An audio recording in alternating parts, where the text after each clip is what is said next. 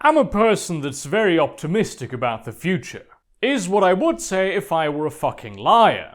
I'm actually a huge pessimist about the future, and I believe that megacorporations will win the fight against accountability, and we will all become willing takers of their proverbial dicks in our anuses as we live out our lives in a terrible dystopia masquerading as paradise. But I am a huge fan of tabletop RPGs, so I'm going to be role-playing a very optimistic character for the purposes of this video. People always talk about how artistic entertainment these days is just over-commercialized, focus-tested bullshit with no actual artistic merit, and that it used to be different, right?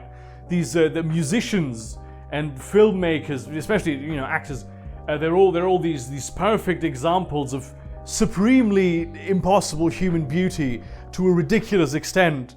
And their music is all just written by think tanks. And if you look at the past, they're not entirely wrong, right? There used to be a lot of just normal looking people in the charts. And most of them even wrote their own music. Look at Creedence Clearwater Revival, right? Look at these average looking motherfuckers. They're just normal people you'd expect to meet in just any regular prison for fucking child molesters. The Beastie Boys, just your average, everyday white cocaine dealers. You wouldn't turn around if you saw these guys in the park and remark on how perfect they look. Meatloaf, the culinary named artist that looks most like the dish he has chosen as his moniker. Look at this ugly fuck. You think he'd gain any traction in today's music business? I mean, he's a fantastic musician, but honestly, there's not a fucking chance in hell. By the way, if you've never seen a Meatloaf music video, I highly recommend it. No 80s action movie has ever even gotten close to the heights of the music video for I'd Lie For You. And a lot of the artists of the past too were very beautiful, especially the ones who made it big in like the teenage girls market. Elvis, the artist formerly known as Prince, Frank Sinatra, right? All very popular with teenage panty manufacturers. But nowadays, for maybe like the past 10, 20 years, top of the world, supremely successful, just normal looking musicians have become a fucking novelty, right? It's like, oh look at how fat and ugly Adele is. No, you fucking idiot, that's what normal people look like. Above average looking people even. Have you seen Adele's face? It's perfectly symmetrical. It's like someone put a mirror here and then just copied the shit over. I'm not at all saying that good-looking musicians are necessarily bad musicians, right? At all. That is not what I'm saying, just for the record. But I do think that this whole phenomenon of just good-looking musicians becoming more successful on average than they used to be is because of the increased visualization of music as a medium, right? I mean, back in the day, you used to put on a record or listen to music in the radio.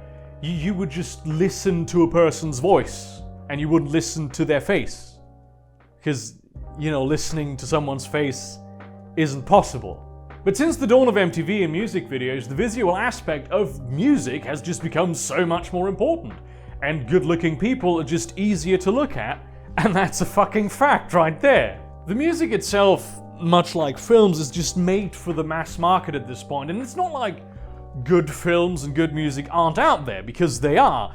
And sometimes they even go mainstream and a lot of people get to experience them. But it doesn't happen as often as it used to. Because nowadays, the industry is controlled by these sort of weird cabals of people who have decided that all meaningful art is now illegal. And these cabals always existed, they just used to have different opinions or weren't as powerful as they are now. This is also what happened to the video games industry in a much quicker and some would argue more dramatic way, to a much further extent, right? Have you seen AAA games lately? They're all shit. All of them are shit. Not one of them is good. And AAA, it seems to be exactly what is the problem. But video games are also one of the places where this age of bullshit coming to an end can be most easily felt. And the reason for this is the most important invention of humanity since the cultivation of marijuana: the internet.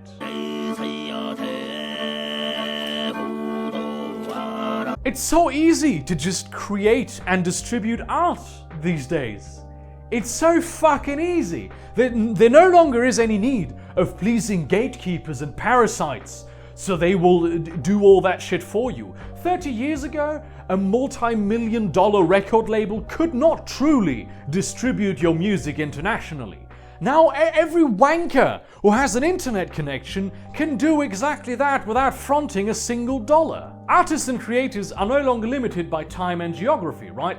The age of television stations that are regionally limited and with all the time slots that are also limited, that's over. Any video content you produce can be broadcast anywhere in the world at any time by anyone who is interested in watching it, which not only just maximizes the amount of audience that is available, but also more efficiently distributes the resources required to make all this video content in the first place according to what the people actually want to watch. If you're a musician these days, it's entirely feasible that you will be able to just live off your music like a normal person. Sure, you're not going to be able to afford any mansions and 25 Bugattis probably. I mean, some musicians will in the future still, but the amount of them will decrease drastically, right? If you find an audience and you consistently produce good content, you will be able to make a living of it in any creative industry thanks to the internet. And that's a wonderful thing. The need for a middleman is disappearing. The leeches that are Hollywood studios and game publishers and record labels are standing on the brink of a world where they can no longer grow fat off the money they make from exploiting talent, because they will no longer be needed. There will of course still be a place for middlemen, like agents and managers and all that, in this post-middleman art world. But they will be the best of the best. They will necessarily serve the artist. There will even be some corporate entities and some labels. People talk about the open marketplace of ideas. Imagine the open marketplace of art. So much more stuff is just going to get made. So much! So many more niches are going to be serviced, because as the consumer base grows, so does the number of people who yearn for something that is very, very specific, something that is very niche. And as the number of those people grows, as the number of people grows who are willing to pay money for this very specific thing, the closer we get to the point where making that thing will become feasible. The consumer, not the marketer, will decide what is good and popular.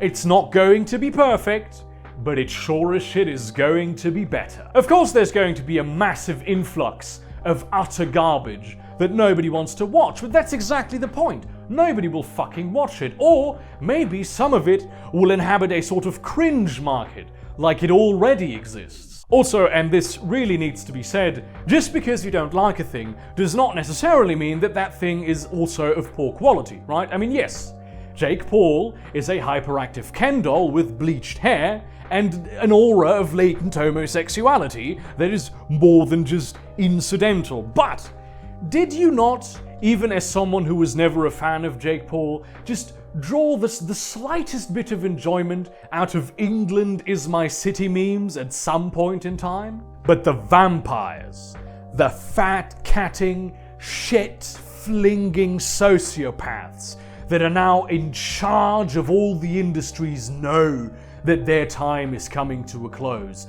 And like a dying beast, they will use all of their still gargantuan influence to tear away any chance that this new art market has at possibly ever emerging. Oh no, he's going to talk about net neutrality now, and I'm so tired about hearing this impossibly important thing, the importance of which can literally not be overstated. Listen, the key to an open marketplace of art, just like the open marketplace of ideas, is that it remain open. These people are not just willing to control the money, right? They don't just want to have charge of that, though boy oh boy will they try to control the money. But no, they will also try to control the narrative, because there is incredible power in narrative, and power leads to more money, and then money leads to more power, and then so on and so forth. A free and open internet is an absolute necessity for the musicians, the game developers, the illustrators, the YouTubers, whatever strange form of artist the future might hold, right?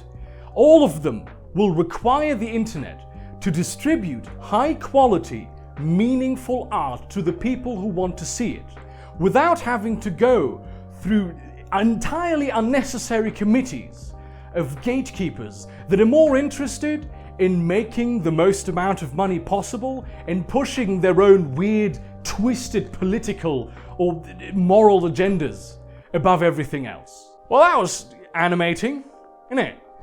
I presume this will be the latest video when the Tyrone Act comes out, and really I do hope that fucking gamble pays off, because I am not a wealthy man. I really am not. And that was a big coincidence that I was able to afford that shit. Do subscribe, do check out my audiobooks channel, do follow me on Twitter, do have a great day, and until next time, see you around, cunts.